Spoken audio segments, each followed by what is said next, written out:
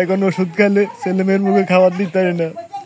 ছেলে মেয়ে যদি খাইতে চাও আমার কোনো ওষুধ চলে না, ডেলি 2000 টাকার ওষুধ লাগে।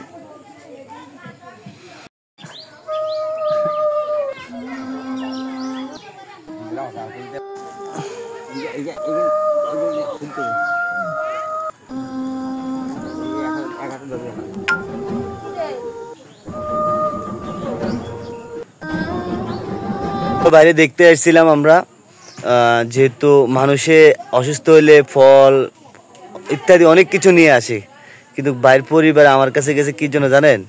চা পাতি আর চিনির জন্য। দুঃখের বিষয় হচ্ছে আমাদের এলাকার কোনো এরকম সবল মানুষ নাই তার প্রতি একটু অনুগ্রহ করার জন্য। বাইরের অবস্থা তো শোচনীয়, বা একজন কৃষক খেটে খাওয়া মানুষ, সবাই ভাইয়ের এই চোখের পানি দেখে একটু মনটাকে নরম করেন না, যেহেতু আপনাদের ফাতরের মতন মনটা না, বুঝছেন? আমি দেখতে আসছি, আসলে আমার নিজেরও অনেক খারাপ লাগে যা ভুলার ভাইরে। আমি যতটুকু পেরেছি সহযোগিতা করেছি, এবার আপনাদের হাতে ছেড়ে দিলাম।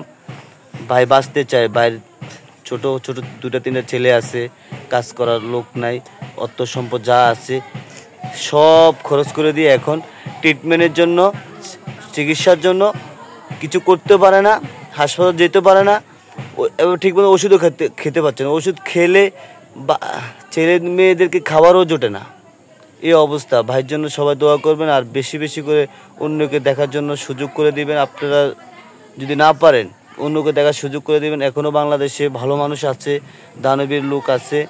ভাইয়ের থেকে শোনেন ভাই কি কয়। কেউ অসুস্থ হলে সবাই ডাক্তার, বড় বড় ডাক্তারের কাছে নিয়ে যায়, আর কেউ গরিব অসুস্থ হলে সবাই দোয়া প্রার্থনা করে, বিভিন্ন কোরআন শরীফ তেলাওয়াত করে তার জন্য দোয়া করে। কিন্তু এই ভাইয়ের অসুস্থ এত খারাপ যে একবার ভিডিও করছিলাম, আপনারা তো যতটুকু পরিমাণ সহযোগিতা করা দরকার করছেন। আর ভাইয়ের যে অবস্থা, আসলে সে প্রত্যেকটা রাতে তার জন্য কি অবস্থা যাচ্ছে সে জানে, আর কেঁদে কেঁদে মানুষকে বলে আমার এই সমস্যা, এই জন্য বাইরে দেখতে আসছিলাম।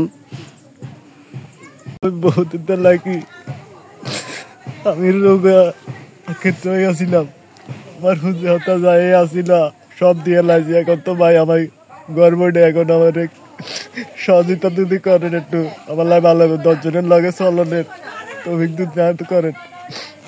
আমার ছেলে মেয়ে এখন ওষুধ খেলে ছেলে মেয়ের মুখে খাবার দিতে পারে না।